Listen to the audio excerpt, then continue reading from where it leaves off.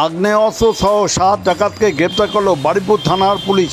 ঘটনাটি ঘটেছে দক্ষিণ চব্বিশ পরগনা জেলার বারুইপুর থানা অন্তর্গত বারুইপুর টংতলা এলাকায়। শনিবার রাতে বারুইপুর থানা পুলিশ গোপন সূত্রে খবর পায় একটি টাটা সুমো করে 7 জনের একটি ডাকাত দল কলকাতার ডাকাতির উদ্দেশ্যে রওনা দেয়।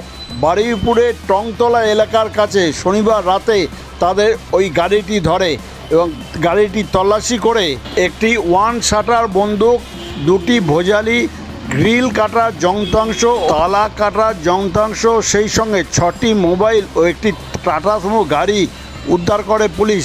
7 জন ডাকাত দলের মধ্যে 4 জন থাকে জীবনতলা থানা এলাকা, 2 জন থাকে কুলটি থানা এলাকা ও 1 জন কুলতলি থানা এলাকা। ওই 7 ডাকাতকে রবিবার বারুইপুর থানার পক্ষ থেকে বারুইপুর মহকুমা আদালতে তুললে মহামান্য বিচারক ধৃত ব্যক্তিদের 14 দিনের জেলে হেফাজতে থাকার নির্দেশ দেন। এই খবর আপনারা দেখছেন খবর 48 ঘন্টার পর্দায়।